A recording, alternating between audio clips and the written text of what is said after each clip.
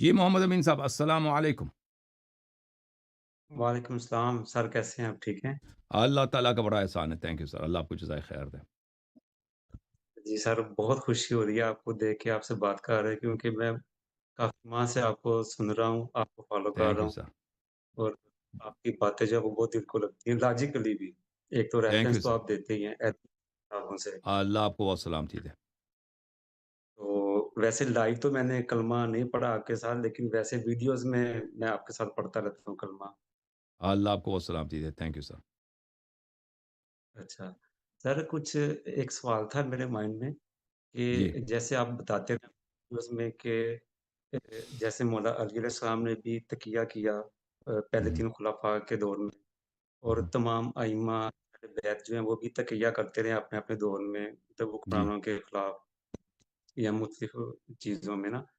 تو جی۔ امام حسین جو نکلے ہیں یزید کے خلاف، تو وہ حالانکہ ان کی جان کو بھی اتنا خطرہ تھا، ان کی اولاد کو بھی، اہل بیت کو بھی، تو انہوں نے کیوں نہیں تقیہ کر کے اپنی اور اپنی آل کی جان بچائی؟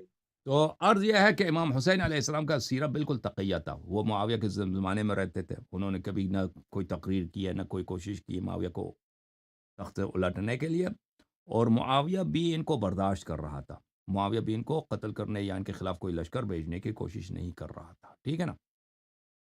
بقیہ ائمہ علیہم الصلوۃ والسلام وہ اس حالت میں نہیں تھے کہ بقیہ خلفاء ان کو شہید کرنے کے ترپے ہوں کہ بھئی کوئی لشکر آ رہا ہے، کوئی لشکر آ رہا ہے کہ آپ کو قتل کر رہا ہے، اس کے خلاف تو تقیہ نہیں ہو سکتا نا، اگر لشکر آ رہا ہے آپ کو ذبح کرنے کے لیے اور آپ کی اولاد کو مثلا کنیز بنانے کے لیے، تو پھر تو تقیہ ممکن نہیں ہے، تو پھر آپ جنگ کریں گے اور عزت کی موت مریں گے۔ امام حسین علیہ الصلوۃ والسلام کے متعلق یہ جو مشہور کیا گیا ہے کہ انہوں نے یزید کے خلاف یہ اٹھے ہیں اور انہوں نے انقلاب کیا ہے، ایک اس کی کوئی حقیقت نہیں ہے۔ میرا ایک سیریز ہے اسی پر، اسی کہ کیا امام حسین علیہ السلام واقعا انہوں نے انقلاب کیا یا نہیں کیا۔ تو امام حسین علیہ الصلوۃ والسلام کا جو سچویشن تھا وہ بڑا مختلف تھا امیر المؤمنین علی علیہ السلام سے، کہ امیر المؤمنین علی علیہ الصلوۃ والسلام کی سچویشن یہ تھا کہ اس کو حکومت وقت برداشت کر رہے تھے، خلفائے وقت ان کو کہ جب تک یہ ہمارے خلاف یہ کوئی بغاوت نہیں کرتے، لوگوں کو نہیں ورغلاتے، تو ان کو ہمیں قتل کرنے کی ضرورت کیا ہے؟ بلا وجہ ایسے ہی ہم بدنام ہو جائیں گے، لوگ سوال اٹھائیں گے اور ہم دنیا ہمارے سامنے جھک رہی ہے، دنیا فتح ہو رہی ہے، تو اپنے ادھر مدینے میں کیوں ایسے مشکل پیدا کریں اپنے لیے؟ اور امیر المومنین علیہ السلام کو بھی پتہ تھا کہ اگر میں ان کے خلاف اٹھتا ہوں تو یہ رسول صلی اللہ علیہ وسلم کے حکم کی خلاف ورزی ہے، کیونکہ پیغمبر نے حکم دیا تھا صلی اللہ علیہ وآلہ وسلم کہ اگر آپ کو انصار نہیں ملتے تو آپ اپنے زندگی کو بچائیے، اپنے آپ کو ہلاکت میں نہ ڈالیے۔ تو امام حسین علیہ السلام کا سچویشن یہ تھا کہ یزید بہرحال ان سے انتقام لینے کی فکر میں تھا، کہ یزید خود ان کو زندہ نہیں چھوڑ رہا تھا، کیونکہ یزید کا جو مینٹیلٹی تھا، بنی امیہ کے جو فینیٹکس تھے ان کے مینٹیلٹی یہ تھا کہ رسول صلی اللہ علیہ وآلہ وسلم نے ہمیں ذلیل کیا ہے۔ کیسے ذلیل کیا؟ بھائی جنگ بدر میں ہمارے جوانوں کو قتل کیا، ہمارے سرداروں کو قتل کیا، ہمارے نانا دادا چچا، اس کے بعد احد میں ہمارے بہت سارے لوگ مارے گئے، پھر انہوں نے آ کے مکے میں ہمارے گھروں کو فتح کیا اور میں غلام بنا کے کہہ دیتا انتم الطلقاء، غلام بنا کے میں آزاد کیا۔ تو وہ سمجھتے تھے کہ بنی ہاشم بنی امیہ کے جو دو خاندان ہیں، بنی ہاشم نے ہم پہ بڑا ظلم کیا، بنی ہاشم نے ہمیں بڑا ذلیل کیا ہے، اور وہ بھولے نہیں ہیں۔ ابھی رسول صلی اللہ علیہ وسلم کی وفات کو 50 سال پہلے ہی تو ہوا ہے جو کربلا کا واقعہ ہوا ہے۔ تو یہ ان کے میں نے اگر میری سیریز دیکھیں تو وہاں پہ میں نے ان کے کوٹس دکھائے تھے کہ یہ کیسے یہ کہتے تھے کہ ہاں بالکل ہمارا حق، اور وہ یہ بھی کہتے تھے کہ عثمان کو بھی انہوں نے بنی ہاشم نے قتل کیا، عثمان کیونکہ بنی امیہ کا بڑا تھا، بنی امیہ کا پہلا خلیفہ عثمان تھا، عثمان کو بہت ہی بے دردی کے ساتھ قتل کیا گیا تھا اپنے گھر میں، اس کی بیوی کو بھی زخمی کیا گیا تھا۔ تو یہ کہتے تھے کہ ان کو انہی لوگوں نے قتل کیا، بنی ہاشم نے قتل کیا۔ تو یہ ان کے دل میں، اور یہ تقریریں کرتے تھے، گالی دیتے تھے یہ بنی امیہ والے مختلف جگہوں پر۔ تو جب امام حسین علیہ الصلوۃ والسلام جب معاویہ کا وفات ہوا ہے اور یزید خلیفہ بنا ہے، تو یزید تو وہ یہی چاہ رہا تھا، اس کا ارادہ یہی تھا کہ میں امام حسین علیہ السلام کو قتل کروں۔ تو امام حسین علیہ السلام بار بار یہی کہہ رہے تھے کہ میں دنیا میں کہیں جاؤں یہ مجھے قتل کریں گے، اور وہ مکہ آئے، مکہ آنے سے پہلے میں نے کتنے کوٹس دکھائے کہ وہ کہہ رہے تھے میں مکہ جاؤں گا، ادھر اگر مجھے ان لوگوں نے رہنے دیا تو میں مستقل مکہ رہوں گا، پھر میں ہمیشہ کے لیے مکہ رہوں گا۔ امام حسین علیہ الصلوۃ والسلام انقلاب کے لیے نہیں نکلے تھے، ان کو بخوبی خود بھی پتہ تھا کہ وہ یزید کا تختہ نہیں الٹا سکیں گے. ان کے نانا نے کتنی دفعہ کہا تھا کہ یہ یزید کے ہاتھوں شہید ہو جائیں گے. تو امام حسین علیہ الصلوۃ والسلام جب مکے میں تھے تو اس وقت بنی امیہ کی جانب سے بڑا لشکر آیا تھا کہ حج کے وقت ان کو شہید کیا جائے. اور اسی وقت کوفے کے لوگ بہت ہی ہزاروں کی تعداد میں خطوط بھیج رہے تھے کہ آپ ادھر آ جائیں, ہم آپ کے سب سپاہی ہیں, آپ کے لشکر ہیں, ادھر آ جائیں, آپ کی ادھر بادشاہت ہے. امام حسین علیہ الصلوۃ والسلام مکے میں رہتے تو شہید ہو جاتے. دوسری طرف کوفے والے بلا رہے ہیں اور ان کو یہ بھی بخوبی پتہ ہے کہ کوفے والے وعدہ نہیں نبھائیں گے, جب وہ قریب آ جائیں گے تو وہ ان کو شہید کریں گے. لیکن ان کے پاس چارہ کوئی نہیں تھا. وہ خود کہہ رہے تھے کہ میں جہاں, اور لوگ بھی یہ مشورہ دے رہے تھے کہ آپ کوفہ نہ جائیں, آپ شہید ہو جائیں گے. تو یہی کہتے تھے کہ میں جہاں بھی جاؤں میری شہادت ہوگی, میں جہاں بھی جاؤں میری شہادت ہوگی. سر اگر وہ کوفہ نہ جاتے تو تاریخ ان پہ سوالیہ نشان رکھ لیتا کہ آپ کی یہ بہت بڑی سیاسی غلطی ہے کہ آپ کے پاس جب ہزاروں کی تعداد میں لشکر کوفے میں موجود تھے, کیوں آپ نہیں گئے؟ وہ آپ کے والد صاحب, ابھی 20 سال پہلے والد صاحب کا دارالخلافہ وہیں پہ تھا. کوفے کے لوگوں نے ہزاروں کی تعداد میں آپ کو بلایا, آپ نے اپنے چچا کے لڑکے یا مسلم کو بھی بھیجا, مسلم ابن عقیل نے بھی, لوگوں نے ان سے بیعت کیا. مسلم نے بھی مشورہ دیا کہ آپ آ جائیں, ادھر سب تیار ہے تو آپ آ جائیں. تو اس طرح ہوا. امام حسین علیہ الصلوۃ والسلام نے خروج نہیں فرمایا, ٹھیک ہے نا. امام حسین علیہ الصلوۃ والسلام اس طرح کہ آپ اپنے گھر میں بیٹھے نا, آپ حکومت سے تقیہ کر رہے ہیں, حکومت آپ کے پیچھے نہیں آتی, آپ کو حکومت سے کوئی کام نہیں ہے, تو ایک دوسرے کو برداشت کر رہے ہیں نا. بقیہ اماموں کا یہ صورتحال تھا, ٹھیک ہے نا. امام حسین علیہ الصلوۃ والسلام کا اس طرح صورتحال ہے کہ وہ اپنے گھر میں بیٹھے ہیں, حکومت آ رہا ہے, وہ کہتا ہے ہمیں ان سے کام ہے, یہ ہم سے کام نہیں لے, ہم ان سے کام ہے, ہم ان کے نانا کا, ان کے بابا کا انتقام سے ان کو قتل کریں گے. تو اب امام حسین علیہ الصلوۃ والسلام وہ عزت, ان کے پاس چارہ ہی نہیں سوائے لڑنے کے, سوائے جہاد کرنے کے, لڑنے کے کوئی چارہ ہی نہیں ہے, ٹھیک ہے نا. تو یہ میرے وہ پورا سیریز آپ ملاحظہ فرمائیں, اور وہ سیریز اسی یوٹیوب چینل میں. جی سر بولیں. سیریز اسی یوٹیوب چینل میں موجود ہے,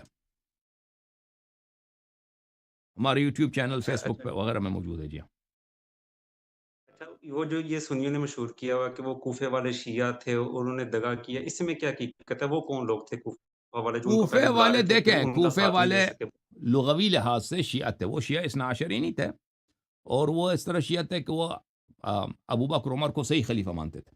کوفے والے ابو بکر عمر کو صحیح خلیفہ مانتے تھے, لیکن وہ عثمان کی شروع کو بھی صحیح مانتے تھے کہ عثمان شروع میں صحیح خلیفہ تھا, بعد میں ظالم بن گیا تھا. معاویہ کو وہ برا مانتے تھے کہ یہ معاویہ کے شدید مخالف تھے. کوفہ والے اس کو شیعہ اس لیے کہا جاتا ہے کہ وہ اس معاویہ کے خلاف جنگوں میں انہوں نے امیر المومنین علی علیہ السلام کا ساتھ دیا تھا, تو اس لحاظ سے وہ شیعہ کہلاتے تھے کہ شیعہ یعنی پارٹی, شیعہ یعنی ٹھیک ہے. حامی. یہ شیعہ علی تھے اس لیے کہ انہوں نے حمایت کی علی علیہ السلام کی معاویہ کے خلاف, اس لیے وہ شیعہ کہہ, وہ اللہ شیعہ اثنا عشری نہیں تھے. ابھی میں آپ کی خدمت میں تو کچھ بات حوالے اس کا دکھا دوں بات یہ کہ اگر آپ چاہیں تو. بات یزید کی فوج کے ڈر سے گھبرا کے پھر وہ ساتھ نہیں دے سکے, یا کیا وجہ تھی؟ آ، تو وہ اچھا, ان کے متعلق یہ میں آپ کو بتاؤں کہ شیعہ والے جو تھے, وہ کوفے والے جو تھے, وہ امیر المؤمنین علیہ الصلوۃ والسلام کو بھی وہ جو تھے وہ اس طرح خلیفہ نہیں مانتے تھے کہ یہ وہ ہیں بالنص منصوص خلیفہ ہے. وہ کہتے تھے کہ جیسے ابو بکر عمر کے ساتھ بیعت ہوا, ان کے ساتھ بھی بیعت ہوا, اس لیے یہ اسی طرح وہ خلیفہ ہے. اچھا, نہیں, وہ جو میرا میں آپ کی سوال تھا خدمت کہ میں پھر وہ ابھی بتاتا ہوں آپ کے سوال کا. یہ ملاحظہ کریں محترم ناظرین, ایک منٹ میں اب واپس آتا ہوں. یہ کتاب ہے التہذیب التہذیب للحافظ الذہبی, جلد نمبر ہے یہ جزء اول, حیدرآباد دکن میں چھپی ہے. یہاں پہ ملاحظہ کریں صفحہ نمبر 24 میں, فالتشیع فی عرف المتقدمین هو اعتقاد تفضیل علی علی عثمان. متقدمین کے زمانے میں, اس زمانے میں تشیع کس کو کہتے تھے, شیعہ کس کو کہتے تھے؟ یہ کہتے تھے کہ مثلا کوفے والے شیعہ تھے. کوفے والے شیعہ تھے کس معنوں میں؟ یہ اس معنوں میں شیعہ تھے کہ عثمان پر علی علیہ السلام افضل ہے.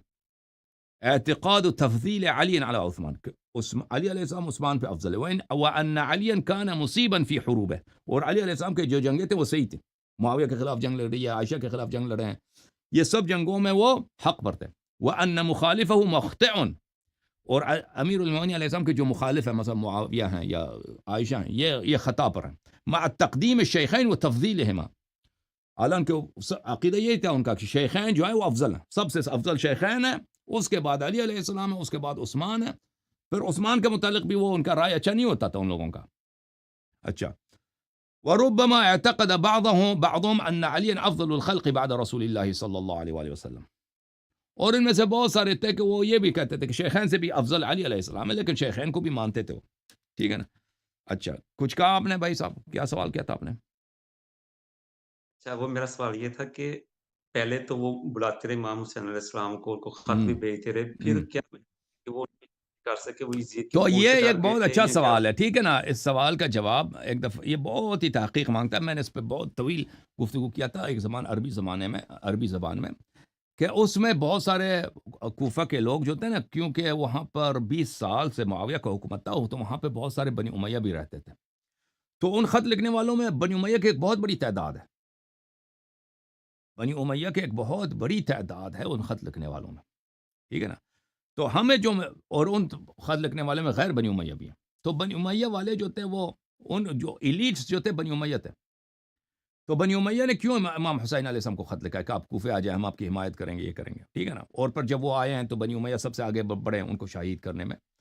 تو ان سے ہمیں یہ ملتا ہے کہ بہت سارے خط لکھنے والوں کا یہ منصوبہ یہی تھا کہ ہم امام حسین علیہ الصلوۃ والسلام کو ادھر بلاتے ہیں، راستے میں ان کو روکیں گے اور راستے میں ان کو شہید کریں گے. ٹھیک ہے نا. اس کا اور ان اس کا بنتا ہی نہیں ہے. کیوں بنی امیہ کیوں امام حسین علیہ السلام کو کوفہ بلائیں؟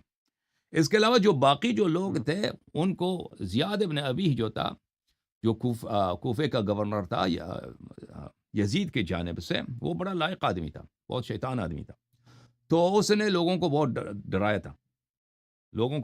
تھا کہ خبردار کہ آپ میں سے کوئی علی علیہ السلام امام حسین علیہ السلام کا ساتھ دے دے. اگر کوئی بھی شخص ساتھ دے دیتا ہے تو میں اس کے گھر کو تباہ کر دوں گا، اس کے گھر والوں کو قتل کر دوں گا، اور اس کے بچوں پہ رحم نہیں کروں گا. تو بہت سارے لوگ ڈر گئے تھے اسی لیے. اور جو قبائل کے جو سربراہ تھے، ہاں، اس زمانے میں وہ معاشرہ جو تھا قبائلی نظام تھا اس زمانے میں. اب آپ کے پاکستان میں جو ہے نا، کون سا نظام ہے؟ پارٹیوں کا نظام ہے. ٹھیک ہے نا. مثلا پیپلز پارٹی ہے یا تحریک انصاف ہے یا نواز شریف گروپ ہے. یہ جو مختلف علاقے میں ان پارٹی لیڈرز ہوتے ہیں نا، اگر آپ ان کو خرید لیں تو عوام ساتھ آ جائیں گے، ووٹ وغیرہ آپ کے ساتھ آ جائیں گے. ٹھیک ہے نا. تو اس زمانے میں یہ تھا کہ اس نے جو علاقے کے جو مختلف قبیلوں کے سردار ہوتے ہیں، ان کچھ کو ڈرا دھمکا کر اور کچھ کو پیسے رشوت وغیرہ دے کر اپنے ساتھ ملا لیا تھا. لوگ تو وہی قبائلی سرداروں کے ساتھ ہوتے تھے اس زمانے میں. ٹھیک ہے نا. تو اس طرح لوگوں کی اکثریت ان میں جو ہے. جی سر، خط بولیں. لکھنے والوں میں کچھ صحابہ سننے میں آتا ہے کہ وہ تھے اس ٹائم میں کچھ، جو صحابہ بعد میں وہ بھی صحابہ اس زمانے میں دیکھا سر، 60 ہجری میں صحابہ بہت بزرگ ہو چکے تھے. ٹھیک ہے نا. کربلا کے میدان میں کچھ صحابہ تھے، کچھ 4-5 صحابہ یا اس سے زیادہ کا نام ہمیں ملتا ہے جنہوں نے امام حسین علیہ السلام کے خلاف تلوار اٹھایا. ٹھیک ہے نا. جنگ میں شرکت کیا. لیکن زمانہ یہ تھا سن 60 ہجری میں، یعنی رسول صلی اللہ علیہ وسلم کی وفات سے 50 سال ہو چکے ہیں. جو اس زمانے میں 15 سال کے تھے اب 65 سال کے ہیں. جو اس زمانے میں 30 سال کے تھے اب اگر زندہ ہیں تو 80 سال کے ہیں نا. تو صحابہ کا دور تقریباً انتہا پہ تھا. لیکن اس کے باوجود کچھ صحابہ تھے جنہوں نے امام حسین علیہ السلام کے خلاف تلوار اٹھائی، یہ جنگ کیا. جی ہاں. ٹھیک ہے.